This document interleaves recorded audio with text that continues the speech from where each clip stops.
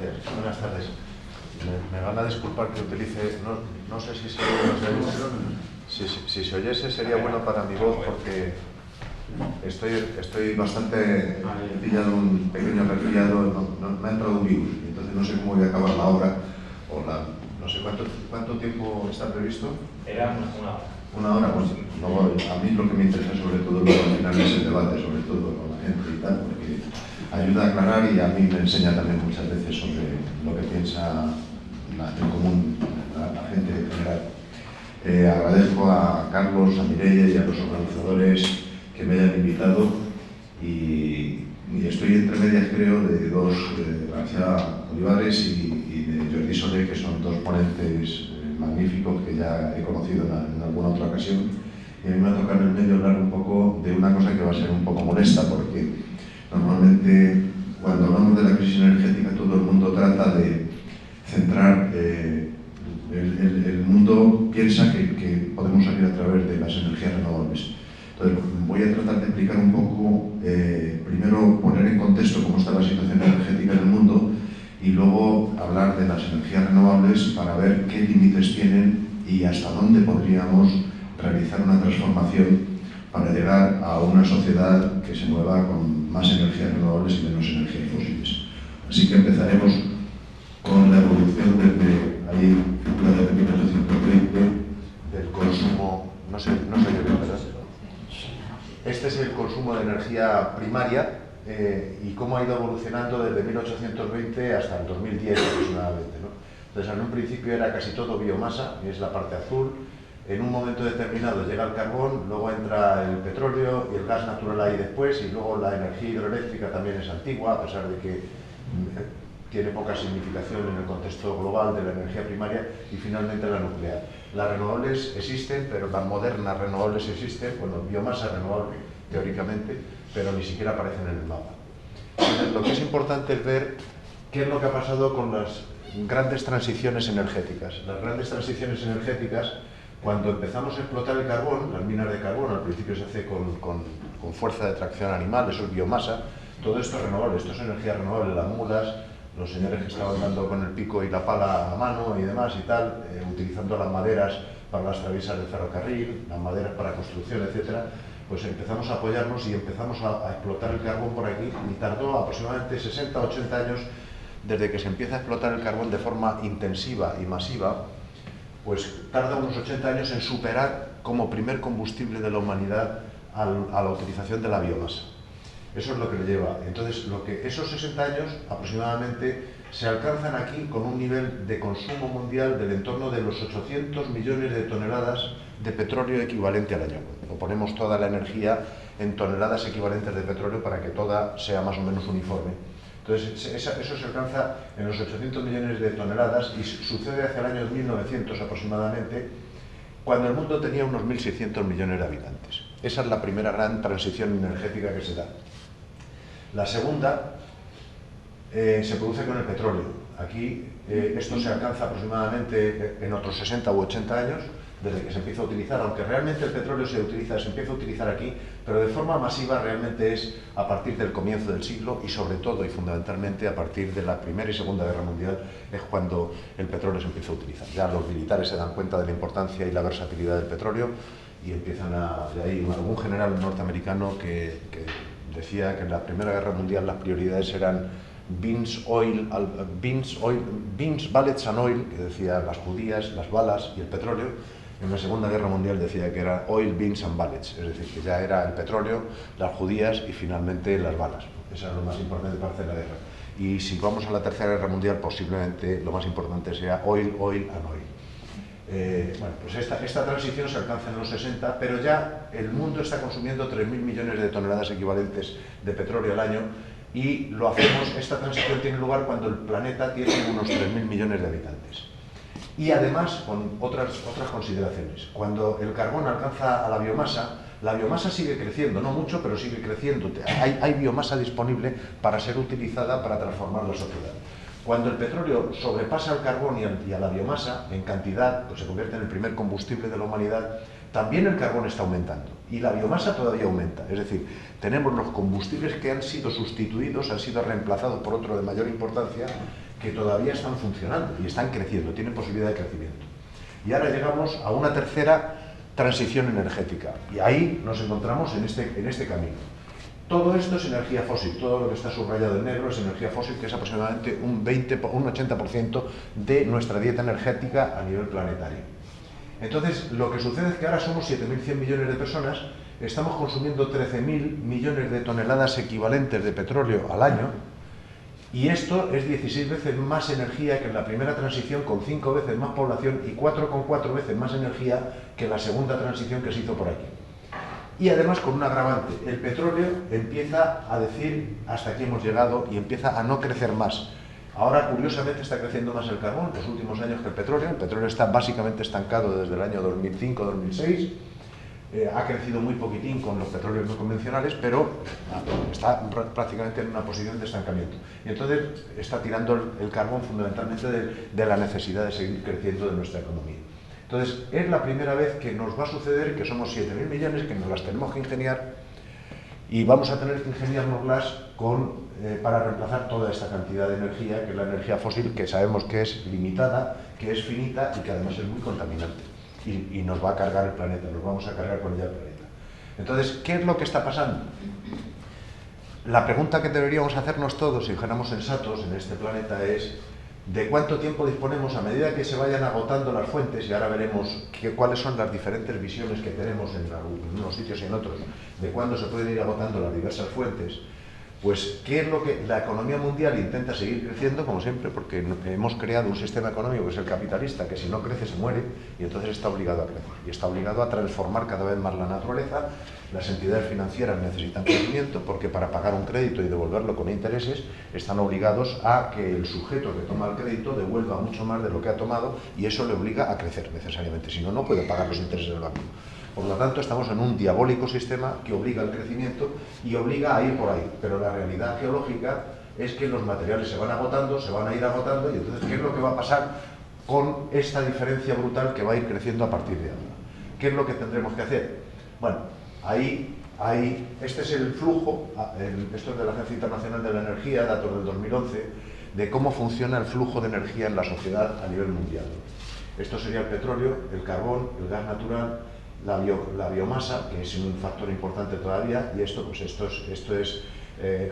hay cosas de geotérmica, la hidráulica está aquí y la nuclear está aquí.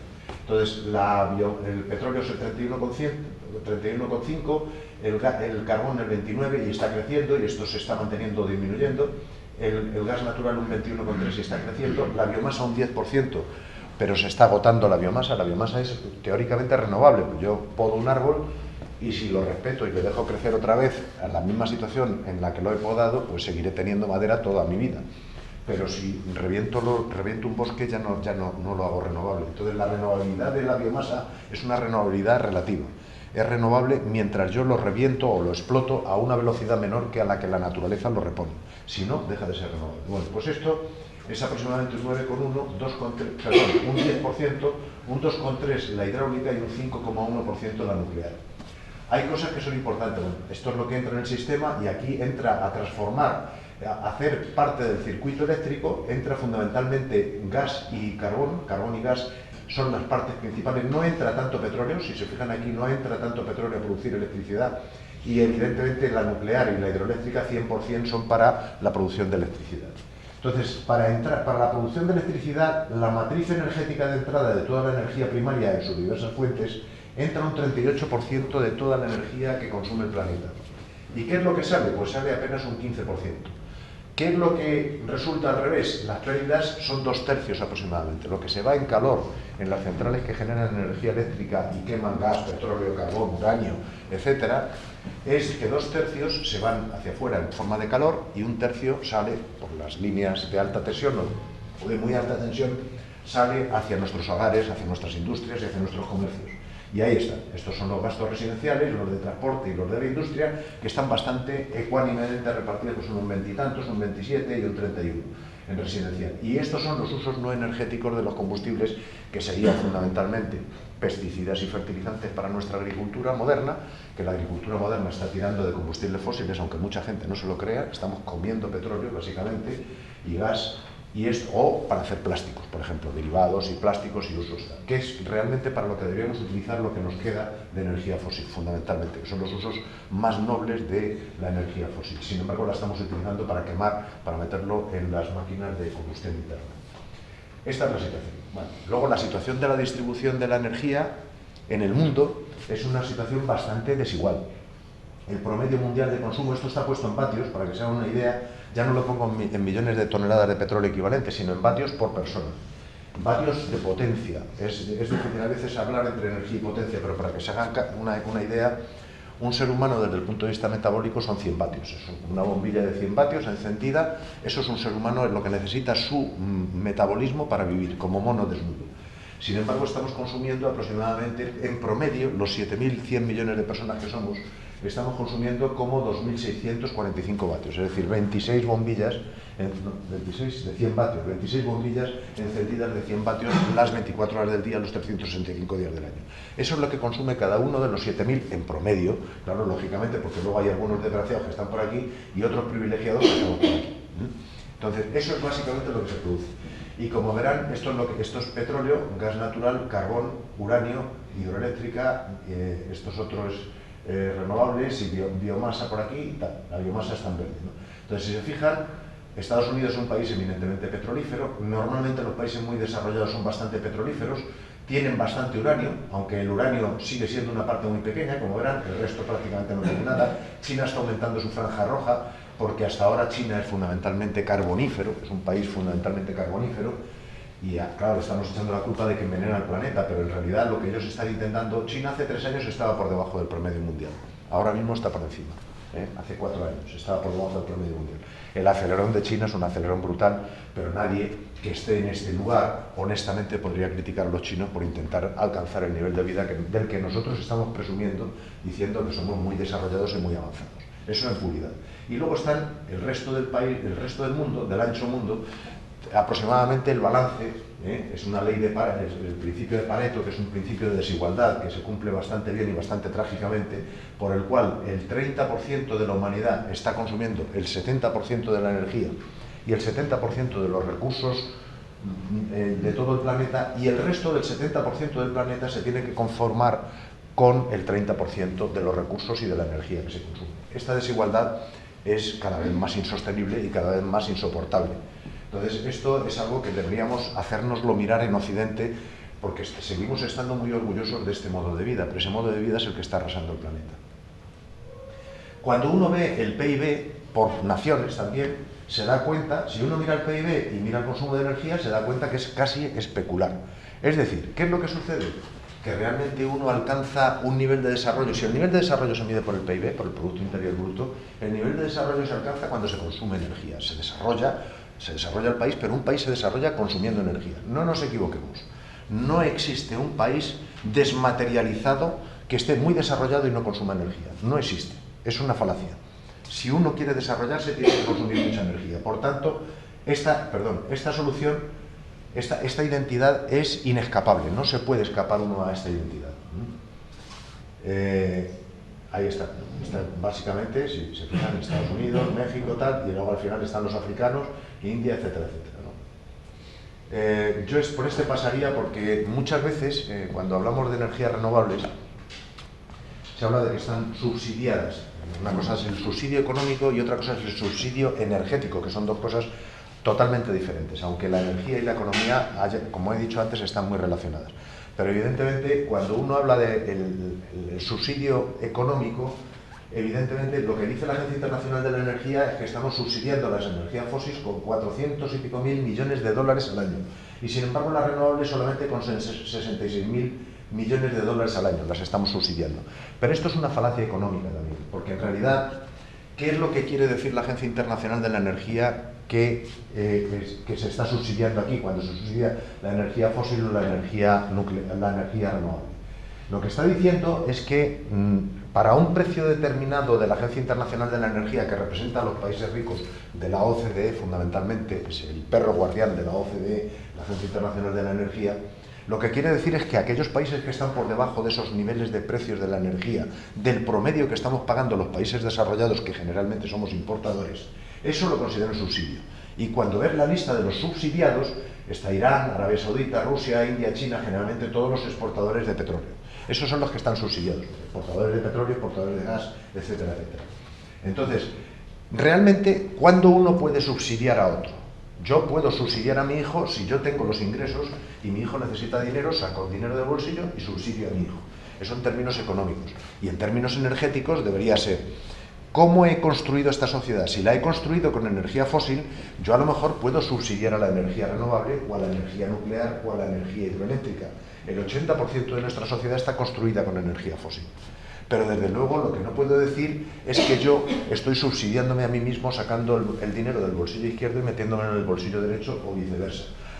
Que es cuando la Agencia Internacional de la Energía dice que la energía fósil está subsidiada. ¿Subsidiada por qué actividad económica del mundo? ¿Qué es lo que ha creado un excedente económico en nuestra sociedad que permita subsidiar algo?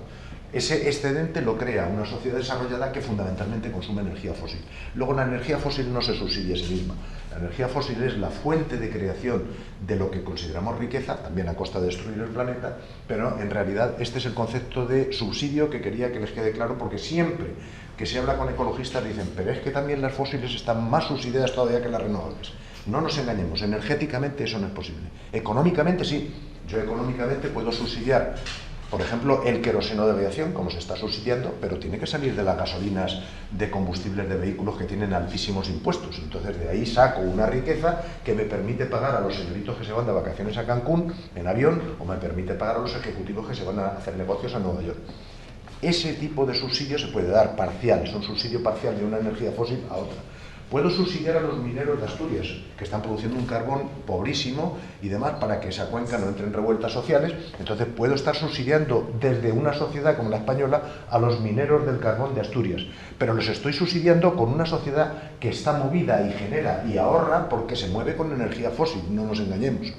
Lo que no puedo decir es que voy a subsidiar a la energía fósil con energía renovable, porque es justo al revés lo que está sucediendo. No sé si me he explicado, no quería entretenerme mucho, pero bueno. Vamos a hablar ahora ya de las energías renovables, y voy a empezar por la más importante, que es la biomasa. Entonces, cuando he puesto esto de dónde está Wall-E, es porque realmente las renovables es que pintan poco en el planeta. Y esta es la que más pinta, que es un 10%. Aquí está Wall-E. El Wall-E de la biomasa está ahí, ¿no? Y es el 10%. Esto es lo que hay, ¿no? Entonces, ¿qué es lo que hay? ¿Qué posibilidades tiene esa fuente de energía renovable de sacarnos adelante y de sustituir todo esto que vemos aquí, que es la energía fósil? ¿Qué posibilidades? Veámoslas. Bueno, más de la mitad de los bosques originales del planeta ya han desaparecido. No los hemos cargado. Y el ritmo de destrucción neta es el 1% anual.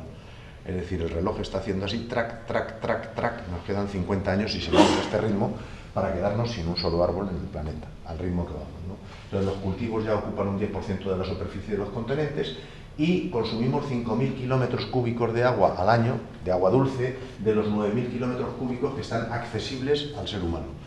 Hay agua dulce que no está accesible al ser humano por localización geográfica, por distancia, por dificultad, por no poder acceder a los polos que tienen agua dulce, o por no poder acceder al Amazonas en determinadas zonas que tienen agua dulce.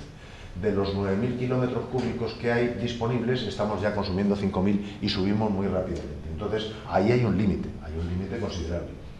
Estamos haciendo esto con, por ejemplo, esto fue del National Geographic, pues esto es lo que cuesta en energía fósil alimentar a un ternero en Estados Unidos, aproximadamente, ¿no? Tractores, pesticidas, herbicidas, fertilizantes, etcétera, para que salga el pasto, que luego se va a comer esta ternera, que se transportará luego en un camión al matadero, etcétera, etcétera, ¿no? O se llevará al macho para que cubra la hembra de otro sitio y tal.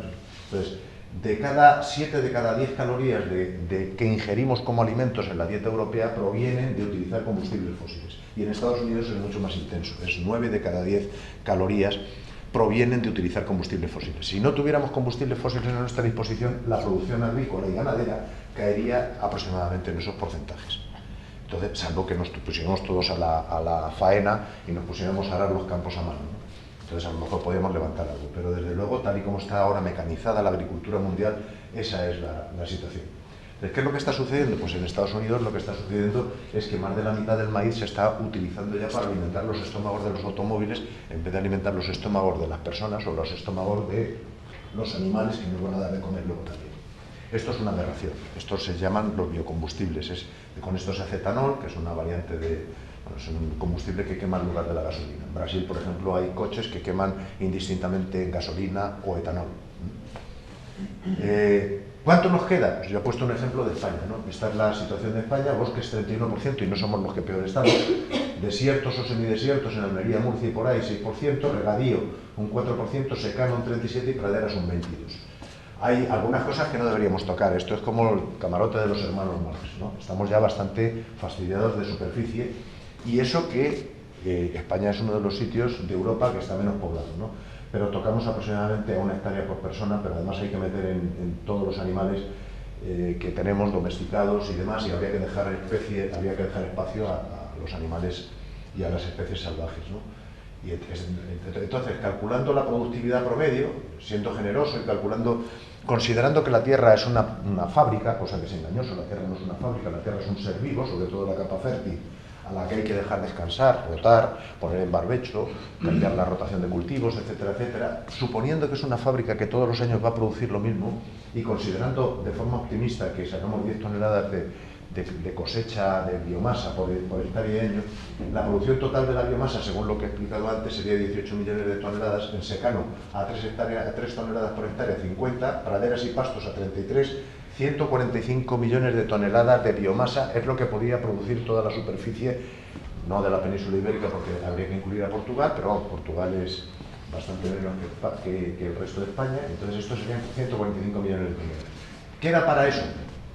Por cierto, para cultivar ahora simplemente lo que estamos cultivando, ya estamos tomando 68 millones de toneladas para cultivos que son equivalentes a unos 10 millones de toneladas de petróleo equivalente. Consumimos el 65-70% del agua dulce que está disponible. Y además estamos gastando todos estos abonos, que son abonos derivados en su inmensa mayoría, ya no son casi orgánicos, están todos derivados en su inmensa mayoría de los fósiles. Y bueno, estos son pesticidas, herbicidas, electricidad de bombas, estamos bombeando muchísima agua de acuíferos, estamos agotando acuíferos subterráneos, es decir, que realmente para producir 68 millones de biomasa en cultivos se necesitaron 1 millón de tractores, 300.000 motocultivadoras, cosechadoras, cientos de miles de camiones, etcétera, etcétera. Si queremos sobrevivir y hacer una sustitución energética de combustibles fósiles por biomasa, pues evidentemente no nos da, porque suponiendo que fuéramos muy insistentes y muy intensivos en la explotación del territorio y reventáramos 40 millones, podríamos producir 40 millones de toneladas de biomasa en forma de materia seca a 2-3 toneladas por hectárea año y 150 litros de biocombustible. De cada tonelada se sacan unos 150 litros de biocombustible, ¿no?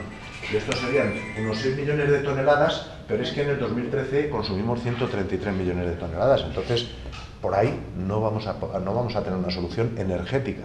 No vamos a sacar con la biomasa una solución energética para el planeta. Entonces, ahora pasamos a la hidroeléctrica. La hidroeléctrica me va a ocupar muy poco espacio porque realmente el Wally hidroeléctrico está aquí y es el 2,3% de nuestra dieta. Ese es el Wally hidroeléctrico, muy poco. Y para sacar un 2,3% de todo ello de forma de electricidad, claro está, ¿qué es lo que hemos hecho? Pues estamos ocupando, este es un diagrama ya muy antiguo, ahora mismo es el 25% de todas las grandes cuencas fluviales del mundo, lo estamos ocupando con grandes embalses destinados o bien a irrigación o bien a la generación hidroeléctrica. Y en algunos sitios, como Europa, estamos ya en el 80%. ¿Dónde está Europa? Europa Occidental estamos en el 85-90%. En la península ibérica estamos por encima del 90%. Entonces hay poco que explotar ahí ya. Ya están los ríos, están bastante fastidiados, los peces no pueden migrar porque la cantidad de embalses que hay en un curso de agua es tremenda. Entonces estamos en una situación que ya, más de todo esto, no vamos a poder utilizar. Yo esto ni lo plantearía como una solución energética a todo el consumo que tenemos en el planeta. No lo plantearía así. Entonces vamos a pasar al Willy eólico y al solar, que ni siquiera aparecen aquí. Ahí hay una cosita que pone ODER. Bueno, pues esto es la energía eólica y solar. Vamos a dar un pequeño repaso de la energía eólica y solar. Lo digo porque yo es que he entrado en un proyecto ya desde el 2003, empecé a trabajar, en realidad con las telecomunicaciones estoy trabajando con energía solar fotovoltaica desde los años 90, que se utilizan mucho y son muy eficientes, pues para colocar repetidores en montañas y para hacer pasar las señales de televisión o señales de comunicaciones de un valle a otro, y a veces están en un sitio tan remoto que no compensa llevar una línea eléctrica. Entonces se instalan paneles con baterías y funcionan perfectamente durante un cierto tiempo. Luego el panel se rompe, se oxida, tal, y hay que irlo cambiando, se va con helicópteros o a veces por sendas con mulas y demás, se cambia y eso funciona. Pero vamos a ver si esto puede cambiar todo esto, todo eso. Entonces vamos a empezar por la eólica, que es la que tiene más importancia. Cuando hablamos de energías renovables hay una cosa que parece de perogrullo, pero normalmente hay que explicar. Esto es energía renovable. Eólica, el viento es renovable. Esto no es renovable. Esto es un aerogenerador, no es renovable. En el mar se oxida, se rompe, las palas que son de fibra de carbono o de fibra de vidrio se van deteriorando y pierden velocidad y pierden rugosidad con el impacto de la materia o con la propia salinidad del agua del mar, etcétera, etcétera, y hay que ir reemplazándolo de vez en cuando. Se oxidan los materiales, se oxida todo y hay que reemplazarlo. Esto no es renovable, esto tiene un ciclo de vida útil y luego se va al garete. Entonces, el crecimiento ha sido brutal. Entre otros, España no es baladí. España tiene aquí una cantidad importante de todo el total mundial, ¿no? Alemania también tiene una cantidad importante. Ahora ya últimamente China nos ha sobrepasado. En el 2007 nosotros éramos muy importantes, 2007-2008 éramos muy importantes y China que está aquí casi no tenía importancia. Pero China ahora nos ha sustituido, nos han pasado por delante China, India, Estados Unidos también. Entonces, sin embargo, Europa parece que ahora ya últimamente, como veremos aquí, se está frenando algo más. Si vemos los porcentajes de crecimiento de la energía eólica en el mundo, curiosamente se estaba creciendo de una forma tremenda, casi al 30% anual. O sea, yo tenía 100, al año siguiente tenía 130, al año siguiente tenía 30% más de 130, etcétera, etcétera, ¿no? 30, 20, 25, por ahí estamos. Sin embargo, en los últimos años estamos viendo una especie de caída que nos va a llevar a cifras de un dígito, al 8, 10%, etcétera, etcétera. Este es el crecimiento que ha habido del parque instalado, pero ¿cuánto es ese parque? Bueno, pues vamos a ver lo que es. En realidad es el 2,7% del consumo eléctrico mundial. Antes habíamos visto en el esquema completo del mundo en energía que entraba el 34% de la energía primaria, fundamentalmente fósil, a producir electricidad y salía un 14%, 13-14% en forma eléctrica. Bueno, de ese 14%, el 2,7% de ese 14% es todo lo que producen todos los aerogeneradores del mundo. Todos los que se han instalado ahora, que son 100 y pico mil megavatios, ¿no? Entonces, 130.000 aproximadamente. Esto es importante porque se evita, realmente es un logro tecnológico, evitan el consumo de energía primaria un 4% aproximadamente, pero el aumento, para que se coloquen órdenes de magnitud, en plena crisis económica y financiera mundial, el aumento de la demanda de energía eléctrica en 2013 fueron 492 teravatios hora. Un teravatio es 1.000.000 de megavatios. 1.000.000 de megavatios. Un megavatio es lo que yo gestiono en una planta en Extremadura que ocupa 6 hectáreas de paneles fotovoltaicos. Un megavatio es una torre de 1 megavatio. Ahora las hay de 2 y las hay de 5. Esto es un megavatio. 1.000.000 de megavatios sería 1.000.000 de torres como esa. Bueno, pues esto es lo que subió. 492 teravatios hora. Quiere decir teravatios durante una hora, luego serían menos en potencia instalada, y aproximadamente, y la producción eólica desde el principio de los tiempos hasta el año 2013 fue de 628 teravatios, es decir, el aumento de la demanda del consumo eléctrico mundial en un solo año, en el 2013, casi se come todos los aerogeneradores instalados en todo el planeta desde el principio de los tiempos hasta el 2013. Esa es la situación real, esa es la situación. Y además con un agravante. ¿Quién está instalando? Están instalando los países muy desarrollados, los que tienen un excedente económico y energético para dedicar a este tipo de proyectos. Y los que tienen la tecnología, aparte de eso, por supuesto. 68%. ¿Y quién es el resto? Hasta el 95%. Los países emergentes, como China e India, que también ahora, después de utilizar mano de obra esclava durante una serie de años, han tenido un desarrollo espectacular, o semiesclava, y tienen excedente económico y están intentando dedicarlo, porque fundamentalmente a lo que se dedicaba en China e India originalmente era ser las maquilas de la producción de elementos para que Europa y Norteamérica se pudieran satisfacer. Ahora, como Europa y Norteamérica están en profunda crisis y están reduciendo, esa es una de las principales razones por las que China e India han levantado su producción. Se están autocomiendo sus desarrollos pensando que iban a suministrar a Occidente, y como Occidente ya no les demanda tanto y ellos al mismo tiempo están interesados en crecer, se están autosuministrando, pero también están empezando a dar signos de cansancio. Es una mala noticia la que les estoy dando, ¿no? Bueno, pues hicimos hace ya años un escenario de despliegue. Esto no lo hicimos nosotros, lo hicieron dos científicos norteamericanos y lo publicaron en Investigación y Ciencia, y dijeron que, bueno, con 3 teravatios, que serían 3 millones de aerogeneradores de 1 megavatio, o 1,5 millones de 2 megavatios, con 3 teravatios de energía cubriría el 30% del consumo eléctrico mundial en 2010. Esto creo que lo hicieron en el 2005 y ellos estaban pensando en el 2010. Bueno, estamos en el 2014 y evidentemente no hemos llegado a esa cifra ni igual. Pero la construcción de esos 3 teravatios exigiría un crecimiento mundial anual del parque acumulativo de un 12% acumulativo hasta el año 2035. No, perdón, era hasta el año 2035. La subida de 3 teravatios era hasta el 2035 y eso exigiría un crecimiento del 12% anual. Entonces, habría que... Y luego, las necesidades materiales para producir todo esto, estos son los cimientos, que son tremendos, son más de 1000 toneladas de hormigón ahí, en algunos de los grandes aerogeneradores. Eso es industria pesada, no es energía renovable. Eso es industria pesada y contaminante. Entonces, se necesitan 2 veces la producción mundial de acero, la mitad de extracción mundial de carbón, 25 veces la producción mundial de anual de fibra de vidrio y muchas más de fibra de carbono. La fibra de carbono es más eficiente, más ligera, pero también más cara y más costosa energéticamente de fabricar. La producción mundial anual de cemento y casi la producción mundial, la mitad de la producción mundial anual de cobre. Y el cobre es un bien cada vez más escaso. Es decir, esto es industria pesada, ¿no? Y luego, aparte de eso, pues hay unos profesores de la Universidad de Valladolid que han hecho estudios de arriba abajo, no de abajo arriba, no es decir, yo pongo un generador de 1 megavatio y si tengo 2000 horas de viento al año, pues genero 2000 megavatios hora en un año. Entonces, si pongo 1 millón, genero tanto, y si pongo 10 millones, genero 10 millones de veces más. Estos hicieron el estudio al revés. Dijeron, ¿cuánto es la energía contenida en todos los vientos del planeta, a todas las latitudes y en todas las alturas, mientras haya viento? Bueno, pues esa es una cantidad que eran unos 1200 teravatios, está estudiado, más o menos. Hay diferentes estudios que varían desde 700 hasta 1500 o por ahí, pero ellos consideraron un promedio de todos los estudios publicados que hay en revistas científicas, pues son 1200. Bueno, con 1200, ¿cuántos de esos podemos ocupar? ¿Cuántos de esos podemos interceptar y convertir en electricidad? Es evidente que los vientos a 20 kilómetros de altura o a 10 kilómetros de altura no los vamos a poder interceptar con aerogeneradores. Es evidente que los vientos en la mitad del Océano Pacífico tampoco. Es evidente que los vientos en el Polo Norte y en el Polo Sur tampoco, porque no vamos a llegar hasta allí. Entonces empezaron a descontar, calcularon hasta 200 metros de altura. Los más grandes generadores ahora llegan a 120, 130, fueron optimistas, calcularon todo eso y llegaron a un límite de 5 teravatios. Y eso sería el 50% del consumo eléctrico mundial actual.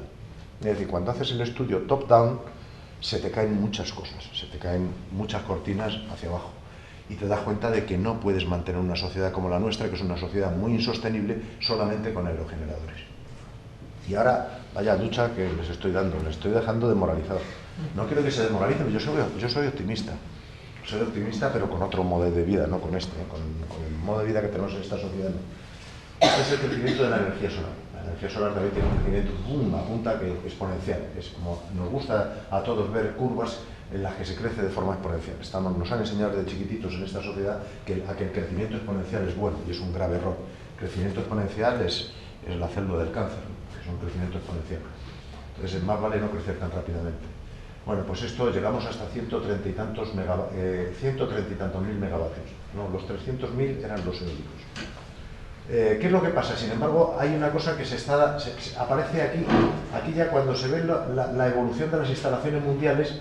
Aquí hay algo, una suerte de frenazo, un pequeño crecimiento, pero ya empieza a haber algo que falla. ¿Y qué es lo que falla? Si vemos Europa Occidental, que es la azul, y vemos aquí que algo pasa en el 2011 y Europa Occidental empieza a desinflarse en energía solar fotovoltaica. Y no solo España, que desde luego tuvo a partir del 2010-2011, tiene la crisis brutal que provoca el ministro de Energía industria, energía y turismo, y el gobierno actual destrozan todo el sector de renovables y demás, y entonces eso se viene abajo. Pero es que los alemanes, que eran la referencia, y los italianos, que fueron los que nos sobrepasaron después, nosotros en el 2008 instalamos aproximadamente la mitad de las placas fotovoltaicas que se instalaron en todo el mundo, en el 2008. Nosotros instalamos incluso más que Alemania en el 2008. Pero ¿qué pasó? Los alemanes instalaron menos, pero eran mucho más estables y mucho más eficientes. No eficientes, porque son menos eficientes que nosotros, aunque parezca mentira, son menos eficientes que nosotros, por lo que explicaré. Pero eran mucho más consistentes y mucho más serios a la hora de planificar sus programas, y siguieron creciendo. Los italianos siguieron creciendo, pero siguieron creciendo hasta un momento determinado, y ahí, a partir de ahí se están viniendo para abajo.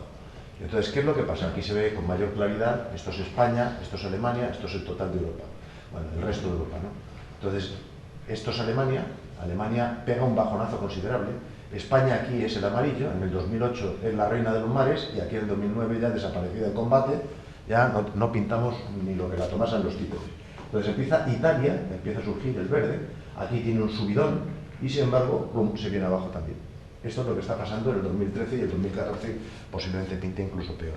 Entonces no son, el gobierno español lo ha hecho fatal con las renovables, porque podía haber tenido una política más consistente, pero no es un problema de España, es un problema del modelo energético, este modelo energético de querer hacer con energías muy caras y de muy alto coste energético.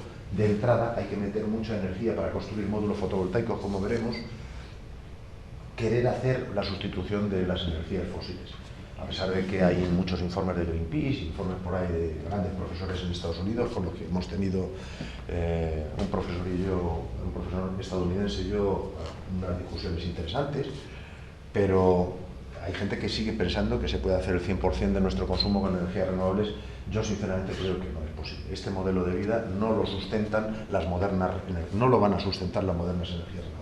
Entre otras cosas porque siguen estando necesariamente apuntaladas en la energía fósil. Es decir, si yo retiro la energía fósil, se vienen abajo inmediatamente, pero inmediatamente. O sea, yo no concibo la instalación de una pala de un aerogenerador sin un camión de 5 ejes capaz de subir por una montaña, y antes una Caterpillar que ha ido liberando un terreno enorme para que el camión pueda dar curvas de un radio de acción muy amplio y pueda subir hasta arriba de la montaña y colocar la pala. Es que no lo concibo, no concibo sustituciones eléctricas de esos grandes dispositivos que están haciendo posible la instalación de paneles solares fotovoltaicos o de instalaciones eólicas, no los concibo. Esto es lo que hay construido. Bueno, ahora pasamos a las termosolares, que es el otro tipo de energía solar, diferente del de la fotovoltaica. La energía solar fotovoltaica entra al sol y sale electricidad directamente del módulo. La energía termosolar tiene dos tipos, que son los espejos cilindro parabólicos, estos que concentran la luz del sol sobre un eje. Es un eje que es el foco de ese paraboloide, y ese eje se mete un fluido que es aceite sintético, se pone a 390 grados cuando le pega el sol, el paraboloide va girando conforme al sol a un eje, y entonces ese aceite se hace circular con unas bombas y se lleva a unos depósitos donde se intercambia con un fluido, de ahí sale un vapor, se mueve una turbina y se genera electricidad. Y este otro es el de torre, que también en España somos pioneros en esto, bueno, de los primeros países del mundo, somos el primero, porque me parece que si lo vamos por aquí, España tiene 2.122 del total de 3.812. Esto es una burrada, ni siquiera Estados Unidos y la India nos han sobrepasado. Aquí hay una tecnología muy importante española, pero realmente no hay un gran avance en cuanto a potencia instalada, porque son costosísimos de construir. Ahí hacer una central de 50 megavatios ocupa 1 kilómetro cuadrado de extensión en espejos de este tipo, y eso también implica mucha energía, hay que meter mucha energía, hay que hacer los espejos, hay que hacer preformar los espejos, meter ahí. Tiene miles de kilómetros de conexiones de tuberías que se dilatan y se contraen, se dilatan y se contraen. Hay que poner sales para almacenar y fundir ese calor y tener las sales fundidas para luego poder hacer vapor de agua. Es una tecnología muy compleja y además demanda bastante agua también, lo mismo que el resto de las centrales térmicas, como de carbón o de gas natural o nucleares. Si uno va por la central nuclear de Almaraz por las mañanas ahora en invierno, pues es una central doble, tiene 2 reactores, salen 2 gigavatios aproximadamente por la red eléctrica, y la piscina se lleva 4 gigavatios de calor. Entonces se crea una nube espantosa de vapor de agua, el vapor de agua afortunadamente no radiactivo de momento, pero una nube de vapor de agua que deja todo el valle en invierno totalmente oscurecido. Por cierto, han puesto una planta de 20 y tantos megavatios de solar fotovoltaica, y los días que en invierno hace sol, pues están también fastidiados porque la nube de la central de Almarán se les viene muchas veces encima y les fastidia la generación. Pues bueno, esto son cosas anecdóticas y tal. Bueno, esto, la producción, bueno, pues somos líderes y tal, pero realmente no tiene gran significancia, ¿no? Yo hice un estudio hay una cosa muy curiosa, cuando uno ve el desarrollo aquí de las centrales termosolares, uno ve que se han obviado, dice, ¿por qué esta zona, que es la más insolada y son desiertos, no se están utilizando las centrales termosolares? Pues porque una central de 50 megavatios necesita un caudal de agua de 6 litros por segundo. Y entonces aquí la disputa está entre los invernaderos de Lepe y los invernaderos estos que están exportando agua al norte de Europa, a través de la poca agua que tenemos aquí en España, pues viene del Traguas y Tajo Segura, y viene por el Segura, por el Júcar y de las plantas de desalación y tal, y ahí están produciendo lechugas que tienen un alto contenido en agua y las exportamos a Noruega en invierno. Esto es un negocio que hacemos, que es un desierto está exportando agua a través de la energía embebida en las lechugas, las coliflores y todo lo que estamos exportando. Bueno, pues, ¿por qué vienen aquí las plantas termosolares? Porque está la cuenca del Guadiana, la cuenca del Guadalquivir y la cuenca del Tajo. Es fundamentalmente esa la razón. Y porque ahí es donde todavía les están dando permisos para hacer este tipo de cosas y tal. Entonces, el estudio que hice yo, pues es este estudio de calcular en un momento en el que Sarkozy quiso entrar en esta batalla y ya lo ha dado por perdido y tal, lo llamaron el plan Sarkozy. Y decía, vamos a llenar el Mediterráneo, vamos a hacer plantas solares, termosolares fundamentalmente, y vamos a hacer toda la energía solar termosolar y tal. Entonces planteó que toda la cuenca, países incluyendo, además ignorando la geopolítica, diciendo, pasa por Israel, pasa por Jordania, pasa por todos lados y tal, por los países que están en guerra continuamente y tal, hacemos un gran nodo eléctrico por aquí y nada, ponemos aquí todas las grandes centrales en el sur, que paso hasta el norte de África, para que acepten ahí en sus terrenos todo esto y tal, y vamos a ver lo que pasa. Bueno, pues las exigencias materiales, primero yo creo que calculé que la generación eléctrica que tenía en ese momento era esto, y la población en millones era esta y tal, y bueno, pues lo que había calculado era que el plan Sarkozy iba a proporcionar el 2,6% de la electricidad que se consumía en aquel entonces. Esto es un estudio hecho del 2008-2009.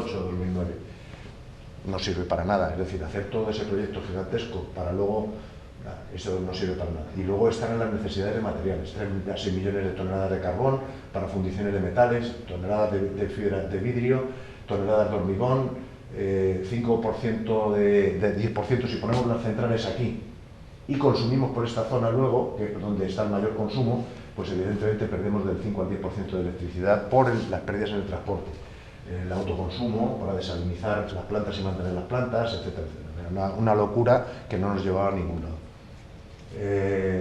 Aquí había puesto lo de las disposiciones legales.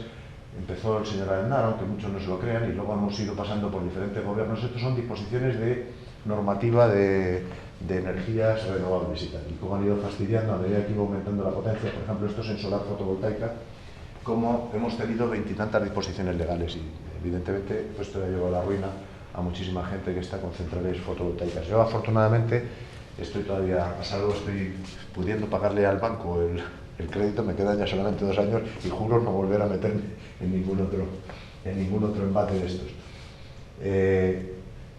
Lo que sí quería informarles es otra cosa, porque hay mucha gente que cuando habla dice, bueno, pero por lo menos vamos a intentar, todo lo que ahora es eléctrico vamos a intentar ponerlo renovable, ya que no se puede hacer con lo otro, hagámoslo renovable. Y efectivamente puede haber casos en los que sea interesante poner energía renovable, y sustituir a la energía fósil. Yo ahora estoy quemando carbón, petróleo, gas natural, uranio. Estoy quemando 87 hexajulios, ahora doy las medidas estadounidenses porque esto fue sacado de un mapa general de Naciones Unidas y tal, y es en hexajulios, pero podrían ser en equivalentes de millones de toneladas de petróleo equivalente. Petróleo 13, que es lo que menos hace electricidad, y uranio 30, ¿no? Y luego la biomasa, esto tiene unas pérdidas tremendas porque se van a electricidad 39 y 120 hexajulios se pierden en forma de calor. Entonces, aquí nos entran 39 hexajulios y uno dice, hombre, pero si yo pongo aquí, la hidroeléctrica ahora está produciendo 12 hexajulios a nivel mundial y yo estoy produciendo 1,5 de eólica y 0,5 de solar. Entonces, si yo todo esto lo meto aquí, en teoría me podría ahorrar quemar carbón, quemar gas natural o quemar petróleo. O cerrar centrales nucleares. En teoría, eso es bueno. Yo a eso no me opongo. Yo, mientras uno diga, yo esto lo voy a meter aquí y no producimos más, pero el problema es que nuestra sociedad no está diciendo eso. Está diciendo, necesito más energía cada año. Y no solamente me voy a comer esto, sino que si ustedes ponen esto, me como esto y además esto. Y esto, para construir esto, necesito esto también. Necesito esto también. Eso es lo que está sucediendo realmente en nuestra sociedad. Entonces, o cambiamos el modelo o no nos sirve para nada. O cambiamos el modelo constructivo y el modelo social de crecimiento infinito y nos planteamos otro modelo de sociedad estacionaria, donde no sea necesario estar creciendo continuamente hasta el infinito, o nos vamos a ir al garete todos. Entonces, esto es en la transformidad que se llama directa, pero luego hay transformidades inversas que operan de una forma mucho más terrible. La gente, cuando ve una placa fotovoltaica, dice, esto es energía verde, esto es energía limpia, esto es muy bonito. Y claro, la gente está viendo el módulo, solo le enseñan a ver el módulo. Claro, los que hemos pasado por el peregrinaje de entender que detrás de este módulo hay una minería de materiales y de metales y de tierras raras, como el indio, el galio, el talio, que tienen leyes a lo mejor de 1 kilo por cada 5 toneladas de mineral que se remueven, eso hay que hacerlo con caterpillars, se saca, se extrae, se lixivia el mineral, se trata, se procesa químicamente, se separa, se pone ahí tal, se funde, se lleva a otro sitio distante, esto puede estar en Ghana y esto puede estar en China, o sea, hay que transportarlo, etcétera, etcétera, ¿no? Todo esto son fundiciones, estos son fábricas, esta es la de Isofotón, llenas de parking con coches ahí, donde están los ingenieros y los técnicos que van en el coche a trabajar. Estos son ingenieros que van con cámaras limpias, que tienen sistemas de filtrado, cuyos filtros filtran partículas de aire de nanómetros, porque el silicio tiene que estar puro en 99,49 detrás para que no se contamine y pueda hacer el efecto fotovoltaico. Entonces el filtro a lo mejor viene de California, porque es un filtro que filtra nanopartículas, entonces cada vez que hay que limpiarlo cada 2x3 hay que pedir por DHL que nos envíen los nuevos filtros. Cuando uno empieza a entrar en todo esto se da cuenta de que esto es mucho más. Es infraestructura, hay que hacer zanjas, hay que hacer caminos para acceder a determinadas plantas fotovoltaicas, hay que dar de comer a los ministerios que te dan las licencias, hay que dar de comer a los notarios que te registran la planta, hay que dar de comer a una serie de gentes, hay que hacer la operación y mantenimiento, que va un señor con una furgoneta Toyota 4x4 y en invierno se le atasca y entonces tiene que llamar al tractor del vecino. Ese tipo de cosas son las que hay que ver cuando uno hace una planta fotovoltaica o un aerogenerador. Y todo esto, cuando se suma, llega a una especie de transformidad inversa que dices, por cada vatio que saco aquí, ¿cuántos vatios previamente de energía he tenido que meter? Por cada vatio hora, ¿cuántos vatios de energía he tenido que meter? Bueno, y hay otra transformidad inversa que hay que plantearse. Yo puedo sustituir la electricidad, pero si quiero sustituir otras cosas que no son eléctricas por energías de las modernas llamadas renovables, por ejemplo, todo esto, que no es eléctrico, esto no es eléctrico y ni lo va a ser, esto tampoco, la flota pesquera tampoco, la aeronáutica mundial, la agricultura moderna y mecanizada tampoco, las obras públicas y la minería, no es, los barcos, la flota mercante, esto sí podría hacerse eléctrico, pero en realidad todavía no lo es. Los camiones todavía no lo son. La mayoría del transporte por carretera, cantidades ingentes de transporte por carretera, no va a ser fácil hacerlos eléctricos. Incluso países europeos están al 50%. Europa está aproximadamente en un 50% de electrificación de redes. Solamente creo que Suiza, Noruega y no sé quién más tienen el 100%.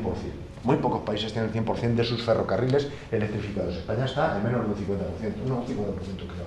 Ahora con tanto AVE posiblemente algo más. Pero bueno, la AVE ya sabemos lo que transporta, no sirve para muchas cosas. Entonces, el proceso, además, sería un proceso de pérdidas horrorosas.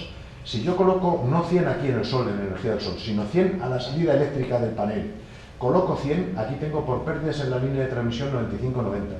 Si luego además tengo que buscar un vector de energía para poder utilizarlo en asuntos no eléctricos, como por ejemplo el hidrógeno, y tengo que hacer electrólisis, pierdo el 20 o el 30% de esa energía. Si luego además lo tengo que comprimir o licuar para almacenarlo, pierdo un 30 o 40%. Si lo dejo en estos depósitos, como ahora dejo el gas y dejo el petróleo, y lo dejo 5 meses o 6 años, y a los 6 años abro el grifo y sale, si dejo el hidrógeno aquí, a los 3 meses tengo 0, a los 5 meses tengo 0 de hidrógeno, porque el hidrógeno se escapa por las paredes de los metales, porque es el elemento más simple de la naturaleza, más ligero de la naturaleza, y además tiene la maldita virtud de combinarse con todos los metales y formar hidruros, con lo cual a los 3 años le doy una toba al tanque y se deshace. Es decir, que es una cosa muy complicada. O lo meto en una celda de oxígeno y al final una celda de hidrógeno y al final tendría de 100 unidades aquí de 31 a 0 en función de cómo lo gestionase. Y aquí pues de 12 a 0 en función de cómo lo gestionase. Es decir, estamos haciendo un pan con unas tortas. Si queremos hacer con energía solar fotovoltaica todo esto, todo este mare magnum, que es el 70% de nuestro consumo energético, el rendimiento con energías renovables sería ridículo. Ya les he dejado hundidos en la miseria. Bueno, y esto es el coste de la energía, que lo hemos estudiado, es un libro que tenemos publicado en Estados Unidos, que hicimos un estudio sobre las 4.000 megavatios que había instalados en España, me costó 3 años de trabajo, y la supervisión de Charles Hall, y que es el padre del invento de la energía neta, del concepto de energía neta. Energía neta significa cuánta energía, no sé cómo voy de tiempo, lo mismo que pasado. ¿Estamos bien de tiempo o ya? ¿No tienen ganas de salir corriendo? No, son las 7:30. No, sí, ya tengo la hora, ya estoy acabando. Bueno, el asunto es, ¿cuánta energía tengo que gastar para obtener una unidad de energía a disposición de la sociedad?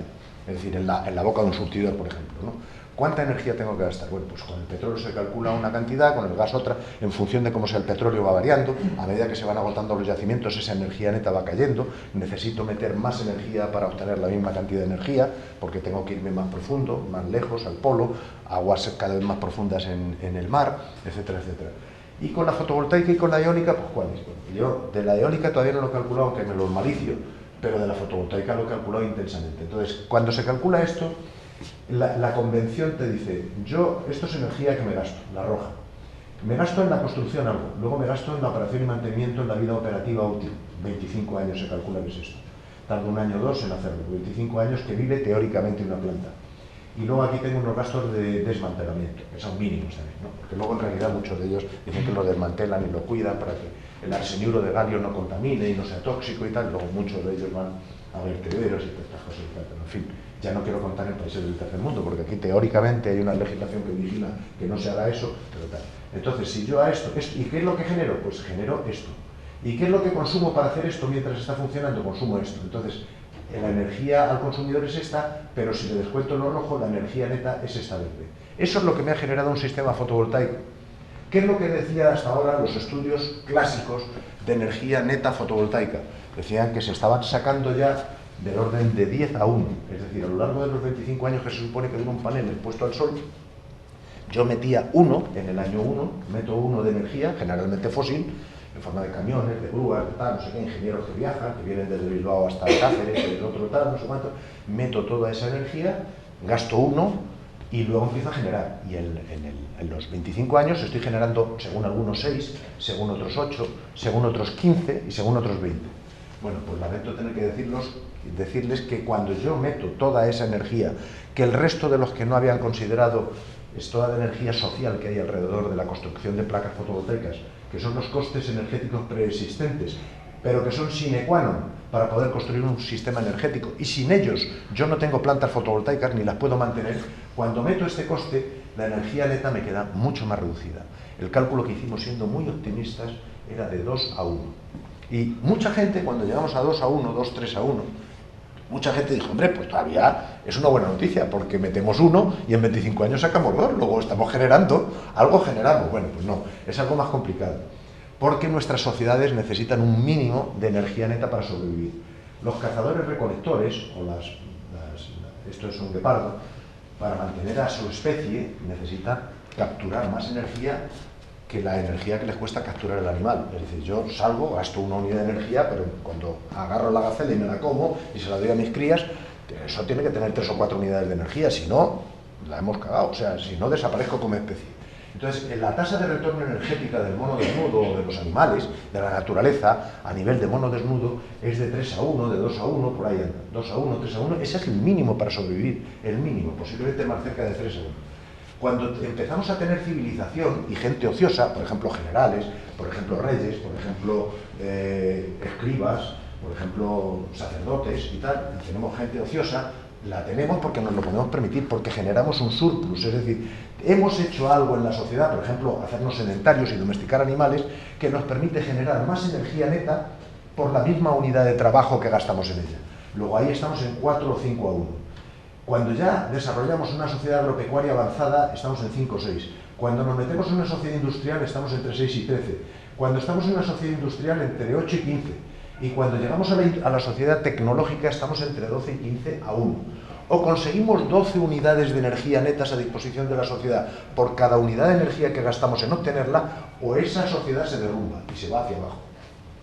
Esa es la conclusión, así de sencillo. Y desde luego, sacando 2 a 1, no mantenemos esta sociedad. Estos son los servidores de Google, que parece que no consumen energía. Dicen, no, estamos en la era de la informática, no consumimos energía. Y de la tecnología, las TIC, las tecnologías de la informática y las comunicaciones. Estos consumen más que muchas ciudades de 100.000 habitantes. Entonces, claro, ¿dónde vamos, no? ¿Dónde vamos? Bueno, ¿qué es lo que está moviendo la energía? Ahí tienen lo que está moviendo la energía. Eso es lo que está moviendo la energía. ¿Quién está patrocinando ahora? Ese es el que subsidia. Ese es el que subsidia, no nos engañemos. El que subsidia es ese, el que tiene excedentes para hacerlo. Y yo ya he acabado. Así que ahora ya les dejo que me hagan preguntas y me machaquen. Muchas gracias a todos.